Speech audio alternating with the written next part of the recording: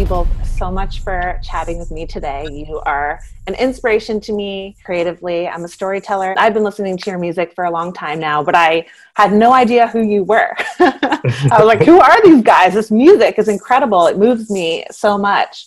So I really wanted to get to know you a little bit and just pick your brain. Let's kind of start at the beginning. Growing up, for each of you, how did you kind of get into music?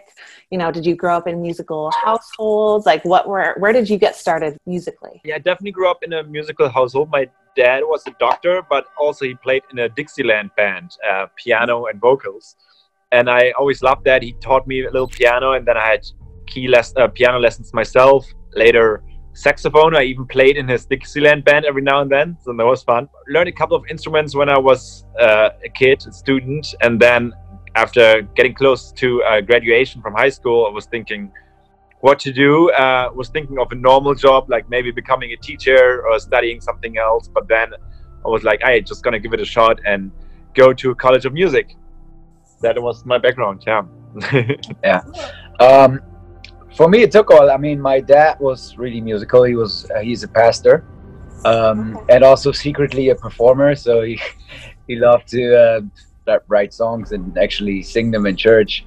At the time, I really didn't know what to think of it. So the whole music inspiration came from another angle later. And then, I mean, I learned also classical piano. Then I got bored or hated it, and then I stopped for a while, and then I started playing guitar. And then a friend of mine gave me a music production software demo version, and when I got this, that was the end of it, of everything else, and I just started producing music and had no idea where this was going. And when I told my parents also I want to do music, and they were like, how, what, you can't, you're stuck in playing piano. But very supportive. Yeah.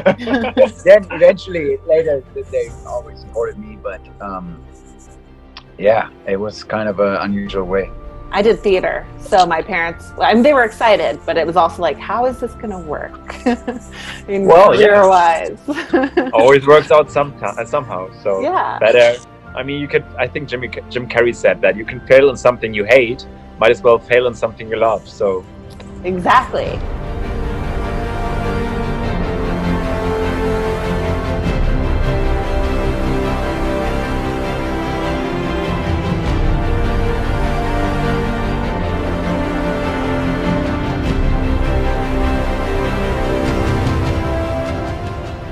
So you both went to music college. What college did you go to, and is that how you met? Yeah, we met in College of Music, and I grew up at the Dutch border in Germany. Just went to the other side, and that's where we had like a little pop academy. So a College of Music for the contemporary music market, and there's actually a study that's called music production, or making music for media. And that's what I started. I loved it. And in the second year, Christian joined, and we met there. Yeah. For me, it was also, there wasn't anything similar in Germany really to study, or it was for actually people who were great in what they're doing. So I didn't get accepted in quite some schools in Germany. And then your parents told you? Yeah. Told you so. But this one worked, and then I grew up close to Cologne, so it's a few hours from Enschede in the Netherlands, where we studied. And there we met and became really good friends pretty quickly. We're friends really immediately, became closer over the years, and then after college our paths went in different directions for a minute, but we stayed in touch, and then came back to our initial idea that we had years ago, starting a company together. Christian, I know you ended up in LA. Can you talk a little bit about what that experience was like, and then what brought you back together? So I think Simon had always the dream to go to LA, and he first went. For me, it was more of an coincidence, because we had a teacher at school, Junkie XL was his artist name, or is. And by the time, because he grew up close to the school, whenever he was touring in Europe, he would come by for a few days and would give workshops. Oh, that's cool. And I met them there, and it was a big inspiration. I always played in my music, and then when I was done, he said, "Hey, you wanna come over to LA and start working for me?" And that's what I did, and it was, of course. Well, I have to chime in here. Christian is very modest, but like from 4 years of college students, he picked the best, the most talented, and the best producer and composer.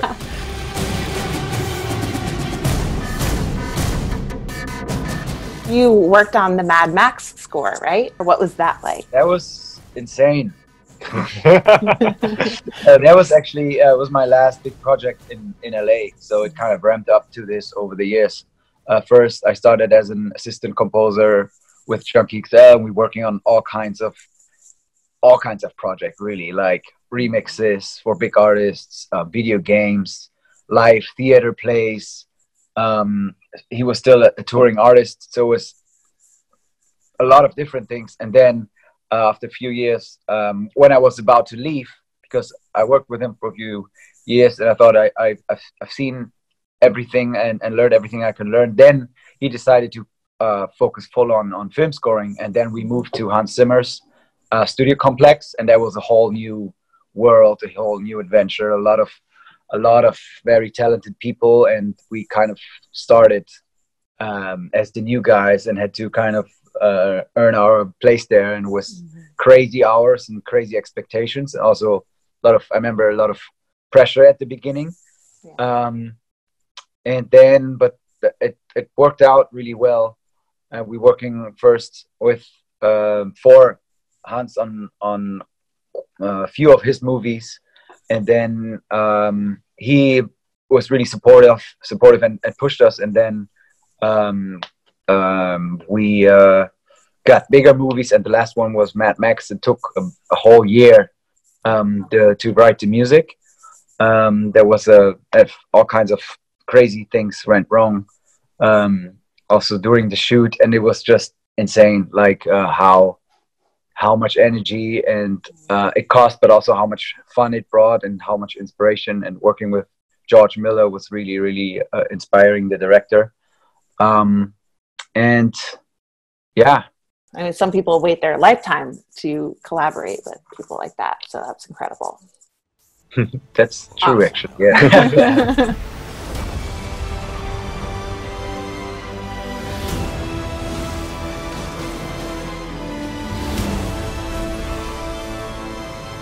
So why did you come back to Germany? A few reasons. One, it was because I was, studying in the Netherlands and then living in LA for almost 6 years. So I haven't been in Germany for almost 10 years.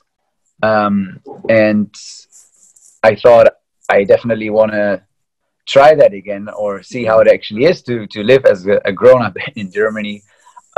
Plus the plan we made in our study was still, it was kind of far away at that time, but it was still at the back of our heads. And I also was done with working as an assistant or working for someone else. It was a great school, but it was about time. Yeah. And it was just the perfect timing for me to try something new. And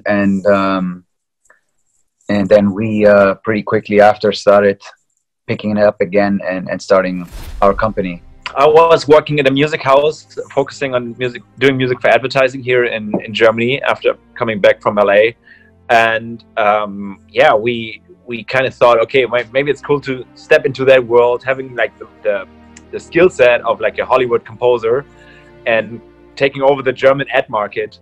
And that was our elevator pitch to a lot of our clients, and that worked quite well. And we started doing music for advertising here in Germany. We still do, to a big degree actually, but we also knew that there's more than that. And Christian's skill set, like doing big blockbuster sound, really helped us in getting our way into the trailer music world. So that happened quite quickly after founding Zwei, maybe like a half a year later, where we're like, hey, let's try that. Found like a label to collaborate with in LA, and then we added that to our skill set. And all of these trailer jobs we did in the United States really benefited our music for advertising world work in Germany, because they were like, oh my God, they all these big work. It's not the other way around. Like the Hollywood producers don't think, oh my God, they did a McDonald's commercial. Right. Hard to sell yourself that way.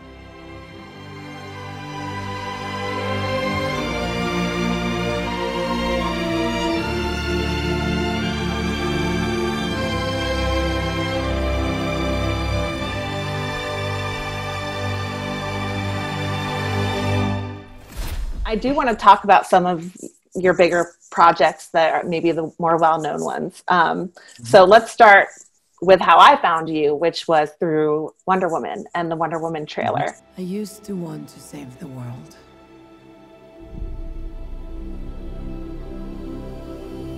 This beautiful place. But the closer you get, the more you see the great darkness within.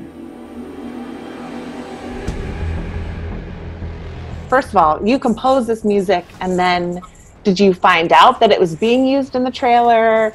What was your reaction when you saw it and heard it all together? Or were you kind of a part of that process? We wrote the track, and we knew it was in the run for it, but we didn't know it actually made it. And then we were actually in the theater watching a movie. No way. And the trailer came with our music, and it was just really.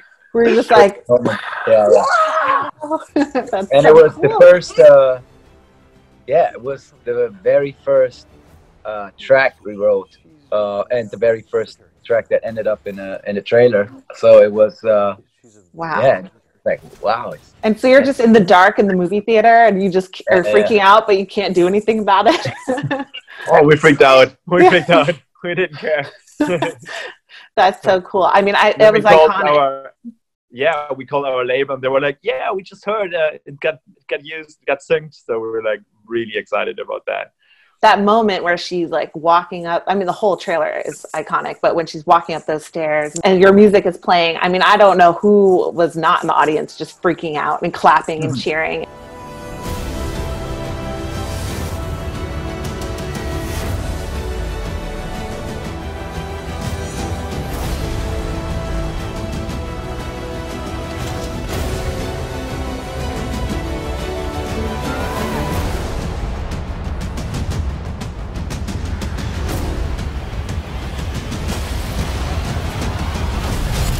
You guys are very beloved, and the track itself is just truly, it's wonderful. And that whole album, the Escape Velocity album, is great. That's been used so many times for all sorts of trailers, right? Yeah, like, I mean, that started with an original trailer, but then with an original composition. But then on the first album, as you know, we did one cover, which was Gangsta's Paradise. Yeah. And that really opened a whole new world to us. Like it landed on a Valerian trailer, and then all of a sudden we were asked to do more covers. And then pretty fast after that, we got asked for creating a cover of Survivor for Tomb Raider. Yes. Which was a huge start for our career. Open the tube!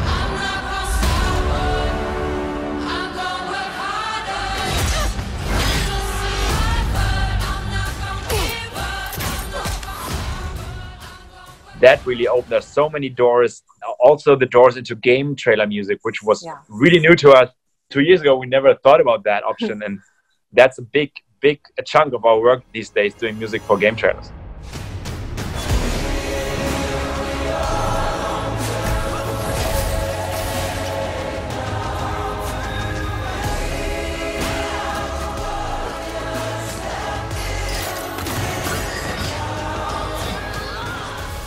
That must be so fun to take pop music and then your epic film scoring and kind of combine them and reimagine them in an emotion. The covers are so emotional and powerful. Do you guys have a favorite? I mean, they're usually it's the ones who are very different from the original. Yeah. So when we always try to not just re-record the song or, you know, do it in a similar way. So if it has a completely different vibe or something you don't expect when you think of the song, then it's more powerful and more surprising, and people still, you know, they know the original, but then it's the new musical context and the songwriting part plus the, you know, film score part that is both in our background and our experience is really great to combine, and it is a lot of fun. But I'm wondering, do you have a favorite at all? I was thinking about it. I might take a lesser known one, but I really love the Hurt cover with the female vocals. I really like that one. I don't know. I don't know. It depends on the day. I love Karma Police. I love that. Yeah. That was interesting. Was it? Yeah, because we weren't allowed to say Karma Police in the lyrics. I was wondering about that. It's just kept it to the chorus. Yeah. Right. Yeah. So, and it was really tricky to keep it recognizable because the song doesn't have a very recognizable riff. You know, it's really about the vocals and how the chords move. So the client was always worried if it's recognizable enough, especially if we were not allowed to use the word police in it. So clients are tricky, aren't they? They always are, yeah.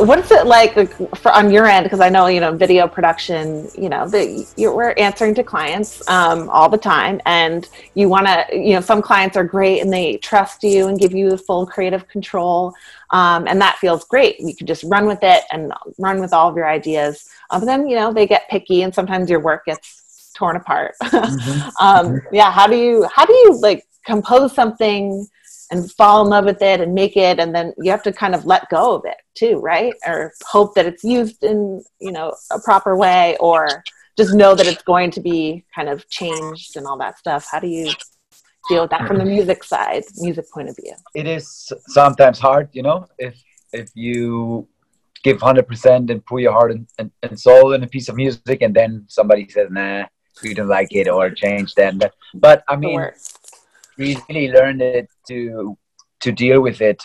It's, you know, kill your darlings, then you have to just let go, and once you send it out, it's like try to be detached emotionally.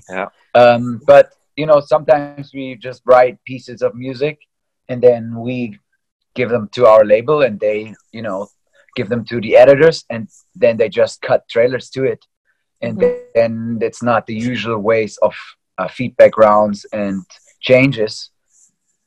Sometimes maybe we're not too happy how they edit it, or, you know, change the song, but usually it's cool to see it and how it works with picture. Of course, when it's custom trailers or custom songs, then we have to deal more with feedback and clients. But I think, you know, we get used to it, and it's actually great when you work with people who then really have feedback that improves the music or the project, and then it's, you know, you don't mind fixing it again and again. Of course, when you feel like someone destroys it, then it's not so much fun. How does a song start for you guys? And I know that's a loaded question because every project's different. Whether you're doing film or ads, I know that it's different there's a different process, I'm sure, but where do you start? There's a lot of the times we have like reference tracks and temp tracks that the clients like already, and they like, hey, we like this vibe, this mood. Can you create something similar but change it a little bit then later? And then, you know, it really differs really depends on what kind of job you have. I think usually, and correct me if I'm wrong, but it's usually about, you know, getting the mood right, and that's starting with a couple of chords and understanding, is this uplifting? Is it sad? Is it, I don't know, sexy? Is it evil? Is it sentimental? And then sometimes it's just a riff, sometimes it's a melody, sometimes it's a drum pattern. It's really hard to say it's only that. Yeah. Music is, I mean, I can't edit without music. It's essential in my mind to storytelling, whether it ends up in the final piece or not, just to establish, like you said, the tone and the pace and the feeling of everything. What are your thoughts about that? How, like, music and storytelling, they go hand in hand. So how important is it in your mind emotionally? It can change the story, you know. The music can really can have a huge impact. One interesting quote, I forgot who said it, is like in film scoring or storytelling, the task of the music is to tell what you don't see, you know, what you don't see in the picture, but what is maybe the underlying emotion or maybe even the underlying story. So it's always better to not just mirror what you see, but to try to give it another layer and more depth to it. And of course, you know, sometimes it really depends on the genre or the story. Like in horror movies, there's music that just builds up anticipation and tension before anything happens. But that's pretty much the only genre. In most of the other movies, the music just follows the story and is a bit later than what you see in the picture, so your brain has some time to process it, and then the emotion comes in. So it really depends. And with action scenes, or there's a thing called Mickey Mousing. A term is in music when you exactly do what you see. You know, in all Disney movies, like the guy creeping, and then you hear exactly. Yes. I don't know why that's what came in my head. Yeah. So in an action scene or a chasing scene, the music does that, you know, just to support what you see right now. So it depends on the scene and the genre again. It's very it's interesting. Yeah, one commercial. I mean, you guys have done a lot of commercial work. One that really stood out to me that made me feel so emotional, and I'm like, this is a car commercial. How am I so emotional? Is the Eternal Love ad that you did with Mercedes? I thought a lot about your grandma, our little house at the shore. It's never been easy for us. I was often out at sea for weeks. Saying goodbye is always the hardest part. A severe thunderstorm warning remains in effect. She always said a loving heart can conquer anything. I've never met anyone as strong as your grandma. That's a special project for us. First of all, the directors, we love the directors. They did check out the film they did for Jack Daniels a few years ago. It was a spec film. It was beautiful story of two brothers in the middle of, I think, Ireland. It's really emotional, really beautiful. So when they told us, well, we're going to shoot in a similar location, we're really stoked about this. And we're not only, a lot of people think it's only Christian and I anymore. These days, we're actually a team of a couple of people. And one of our staff composers, actually the first guy, like the number 3 after 2 of us, his name is Thomas, and he has an artist project called Abbott. And he is a very funny guy. We love him to bits, but he makes very sad, emotional music. And we actually asked him, hey, you want to help us with that job? And collaborated with that track. And he was like, that's 100% what he wants to do, and that's what his favorite thing is to do. So we worked with him on this track. He created this beautiful string arrangement. We recorded a choir, and actually once it was done, we were like, hey, we should do a full track out of this, and we actually released it on Spotify. And this track led to a whole album of neoclassical emotional piano string pieces that we released together with them. Is there somebody in your career who's kind of taken a chance on you guys or mentored you in a way? Like, what have you learned the most from that person, if there is somebody? Well, I'm sure in your case it's Junkie XL, right? That you worked most of. But we were just asked who our, we really look up to. For me, it's my old boss at a music house in Venice Beach that I really like. He's really making like the connection between having an amazing family life, private life, and also running a big music house. And in your case, it was Gandhi. So, Gandhi? Yeah. Yeah. So it's really can be anything. Of course. Yeah, I love that. What advice would you have for a young composer or creator? Any sort of advice, whether it's about getting started or something a mistake you've made and learned from, or just anything that you've learned over the years that you would want to pass on to somebody? I'd probably say don't give up, because it just takes a long time for a musician or an art person of any art becoming successful, and a lot of people just stop on the way and taking the easy way. And if they put their heart and a lot of work in it, I think they should really continue doing it. That's really what I wish more people do. Yeah, being fearless, or follow your fears, and just doing it. Just don't think about it, just do it. Just do it. Thank you both so much again. Like I said, thank you for your music. Thank you for being an inspiration to so many people. Your music makes me feel so powerful. Like, it makes me feel like Wonder Woman. Like, I could lift a car. Awesome. That's great. So I just thank you so much for your time. I really appreciate it. Of course. Thank you very much. much. Thanks for